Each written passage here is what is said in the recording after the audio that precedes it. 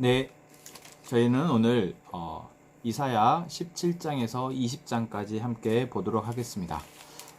네, 저희는 지금 이사야 13장, 어제 13장에서 16장까지 봤는데요.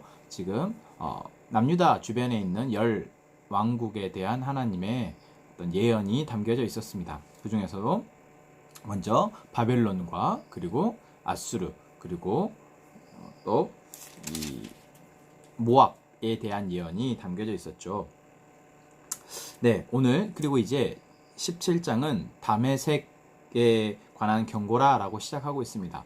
자, 다메섹은 북이스라엘 위쪽에 위치했던 아람이라는 나라의 수도입니다. 계속해서 이스라엘과 함께 밀접한 관계 가운데 있었던 이 아람이란 나라에 대한 하나님의 경고가 17장 1절에서 3절까지 이어지고 있죠. 어떤 경고입니까? 무너질 것이다 라는 것이죠. 실제로 아람은 아수르에 의해서 멸망하고 맙니다. 그래서 이 아람에 대한 이야기가 이 세 절에 거쳐서 나오고 있고, 그리고 이제 17장 4절부터는 다시 한번 이스라엘에 대한 하나님의 어떤 심판의 메시지가 나옵니다. 그리고 또한 여기에서도 여전히 하나님의 남은 사람들에 대한 이야기가 나오죠. 그 남은 사람들을 통해서 하나님께서 계속해서 그것을 보존하실 것이다 라는 이야기가 11절까지 나오고 있습니다.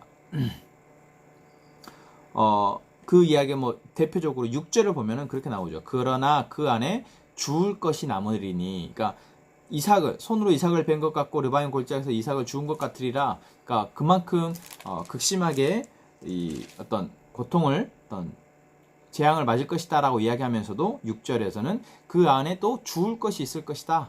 마치 감람나무를 흔들 때 가장 높은 가지 꼭대기에 과일 두세 개가 남은 것 같이 이렇게 이야기하고 있죠.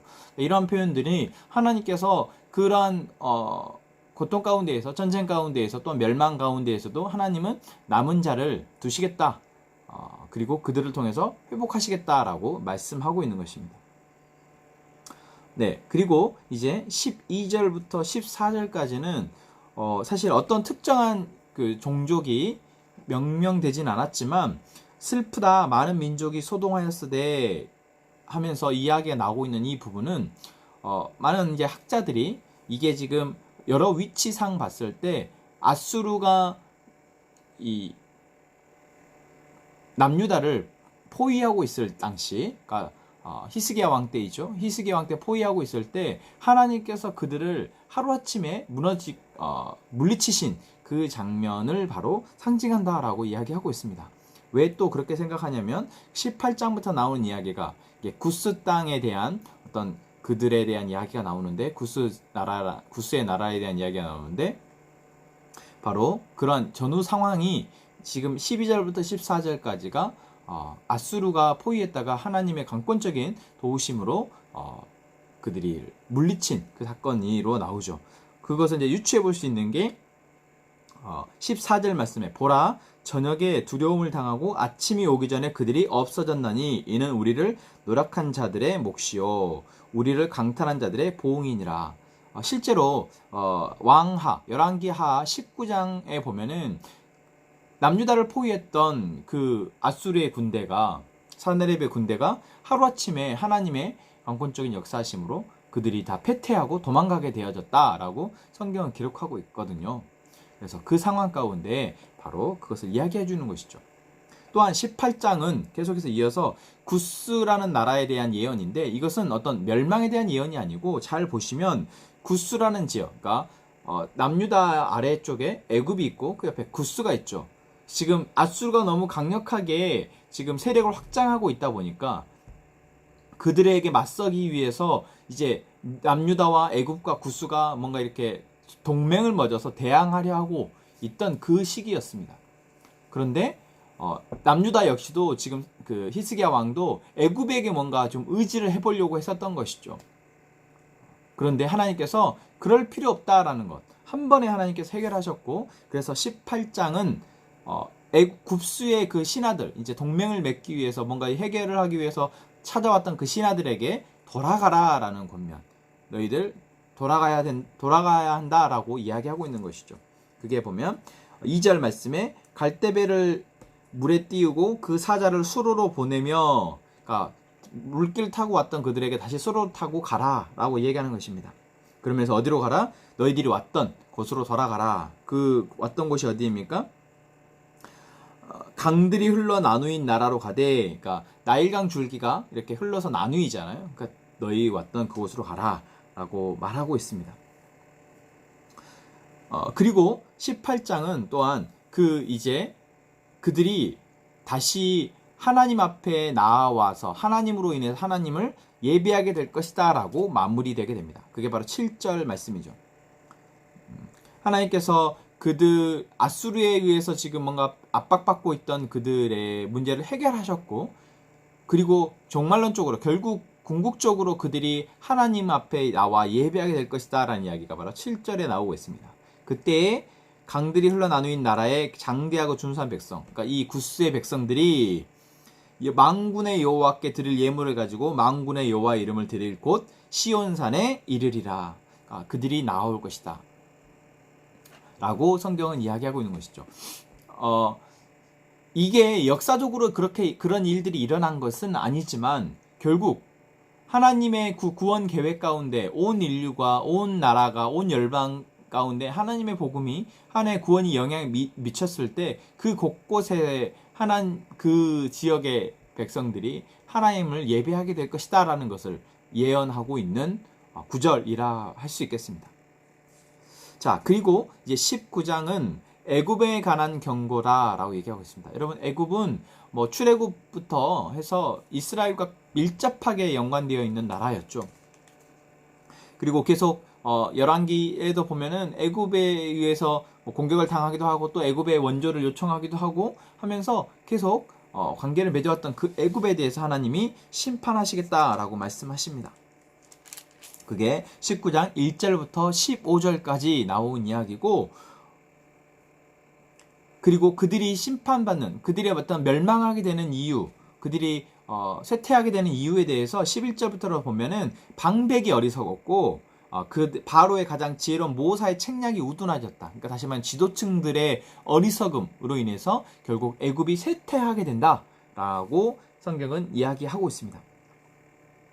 그리고 또한 20장 1절부터 6절까지도 애굽이 결국 아수르에 의해서 이 수치를 당하게 될 것이다 라는 것을 예언하고 있습니다. 그것은 구체적으로 어떤 시기를 20장 1절은 이야기하고 있는데, 아수르의 사르곤 왕이 다르단을 아스돗으로 보내며 그가 와서 아스돗을 쳐서 취하던 해, 그 해가 어디냐면 아수르가 너무 강력하게 지금 세력을 확장하고 있었대. 그때 이제 아수르의 왕이 사르곤 왕인데, 그 사르곤 왕이 지금 그 주변에 있는 나라들을 다 이제 위협하고 있었고, 애굽과 또 남유다나 이런 나라들이 거기에 대해서 뭔가 연합하여서 뭔가 해결해 보려고, 그래서 애굽, 블레셋, 유다 연합을 하는데 그것으로 소용이 없어지게 되고, 결국 이 아수르의 사르곤 왕이 애굽을 쳐들어와서 많은 어려움을 겪게 된다라는 것을 지금 예언하고 있는 것입니다. 자, 이것을 왜 이야기하고 있을까요? 지금 남유다 백성들에게 사실 이 이야기가 뭔 의미가 있을까요? 어떤 의미가 있겠습니까? 너희들이 의지하려고 하는 애굽도 이렇게 되어진다라는 것. 앞에서 바벨론이나 아수르나 이 이야기들을 계속 한 이야기는 결국 그 어떤 나라도 너희를 보호해줄 수 없다라는 것, 너희들이 의지할 수 없다라는 것을 사실 보여주고 있는 것이죠. 그러면서 또한 저희가 지금 잠깐 건너뛰었지만 19장 16절부터 25절까지를 보시면 여러분 조금 이거는 어떤 심판의 메시지가 아닙니다. 그럼 무엇일까요? 애굽이 하나님 앞에 나와서 하나님께 예배하게 될 것이다 라는 것을 예언하고 있습니다. 그게 바로 정확하게 보면 19절 말씀에 이렇게 나왔죠. 그날에 애굽 땅 중앙에는 여호와를 위하여 제단이 있겠고 그 변경에는 여호와를 위하여 기둥이 있을 것이다. 하나님을 예배하는 성소가 있을 것이다 라고 지금 성경은 예언하고 있습니다. 또한 23절도 보세요. 23절을 보면은 그날에 애굽에서 아수르로 통하는 대로가 있어 아수르 사람은 애굽으로 가고 애굽 사람은 아수르로 갈 것이며 애굽 사람이 아수르 사람들과 함께 하나님을 경배하리라 라고 얘기하고 있습니다. 그리고 24절은 더 나아가서 그날의 이스라엘이 애굽 및 아수르와 더불어 셋이 세계 중에 복이 되리니 이는 만군의 여호와께서 복 주시며 이르시되 내 백성 애굽이여 내 손으로 지은 아수르여 나의 기업 이스라엘이여 복이 있을지어다 하실 것임이라 라고 얘기하고 있어요. 이것은 지금 어떤 심판의 메시지가 아니죠.